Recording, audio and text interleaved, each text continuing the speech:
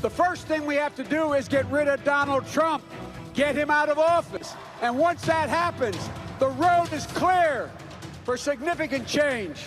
Now is the time to stand with the working families of our country and end the outrageous level of greed and corruption.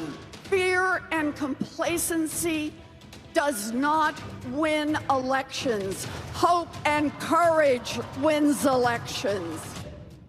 Well, the top Democrats took the stage at Friday's Liberty and Justice dinner in Iowa. Now, that dinner has been a turning point. Hillary Clinton was still leading Barack Obama when he electrified that crowd back in 2007. And with Joe Biden still the frontrunner in our latest national poll, we asked Nate Silver from 538 to examine what polls have meant this far out.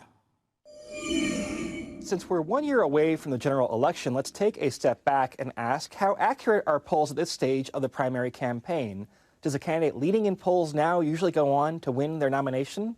My colleagues at 538 took us back in time and looked at the polling in every competitive primary since 1980. There are 15 of these, and the person leading in the polls at this point in time won the nomination 8 times, or a bit more than half. That includes both Hillary Clinton and Donald Trump in 2016, plus some other obvious names: Ronald Reagan in 1980, Bob Dole in 96, Al Gore in 2000, etc. That also means there were 7 upsets, although some weren't big upsets. Technically speaking, for example, Mitt Romney had fallen behind Herman Cain, of all people, in 2012, but Romney had been ahead in the polls for most of the race. Obama in 2008 was not that big an upset either. He was in a strong second place, polling at 22%. Instead, Obama's position was more like the one that Elizabeth Warren finds herself in now. But there were other, bigger upsets. John Kerry was polling at only 9% at this point in 2004 before eventually overtaking Howard Dean. John McCain had only 16% to Rudy Giuliani's 30% in 2008.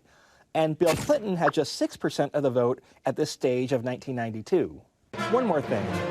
We did not look at polls of the 1976 race since there weren't a ton of polls back then.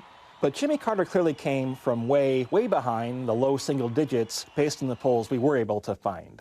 Which could be good news for Mayor Pete, who is polling at around 7%. He could still come back and win his nomination, too. Thanks to Nate for that. You can read his analysis at 538.com.